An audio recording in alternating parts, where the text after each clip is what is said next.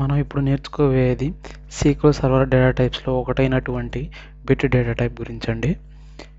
By డిఫాల్ట్గా SQL server data టైప్స్లో minimum size data type minimum size ఏమిటంటే 1 byte అండి. కానీ యాక్చువల్గా మన కంప్యూటర్ నాలెడ్జ్ ప్రకారం అయితే బిట్ అంటే ఎయిదర్ 0 ఆర్ 1. మనం బిట్ డేటా టైప్కి ఎయిదర్ 0 కానీ 1 కానీ సేవ్ చేస్తాం. 0 అంటే ఫాల్స్ అని, 1 అంటే ట్రూ అని ఇక్కడ 2 అర్థాలు ఉన్నాయండి. కానీ ఇది ఆక్యుపై చేసేది మాత్రం 1 బైట్, ఎందుకంటే మినిమం సైజు 1 బైట్. కానీ స్టోర్ అయ్యేది ఒక బిట్టే, మిగతా 7 బిట్స్ ఏమైనా ఖాళీగా అలా పడి ఉంటాయి అంతే. అది మాత్రం యూజ్ చేసేది ఉండదు.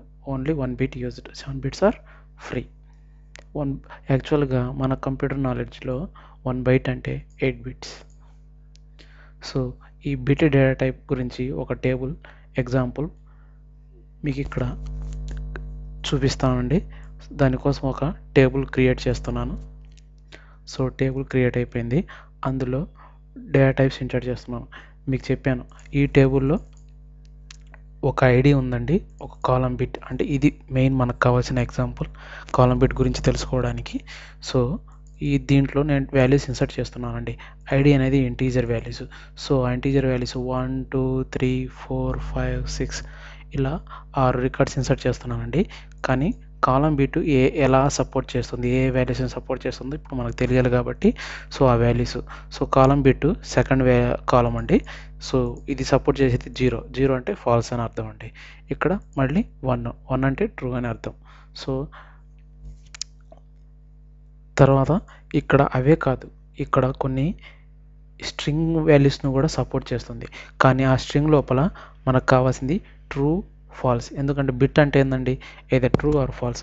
సో ఈ వాల్యూస్ని కూడా సపోర్ట్ చేస్తుంది. అది స్మాల్ లెటరా, అప్పర్ కేస్ లెటర్సా, స్మాల్ కేస్ లెటర్స్ అనేది మాత్రం పెద్ద విషయం కాదు. కానీ అది స్ట్రింగ్ వాల్యూలో ట్రూ ఆర్ ఫాల్స్ ఉంటే మాత్రం అది డేటా ఎగ్జిక్యూట్ అవుతుంది. సో ఒక్కొక్కటి వరుసగా చూద్దామండి. సో నేను ఎట్ ఏ టైం ఎగ్జిక్యూట్ చేస్తాను చూడండి.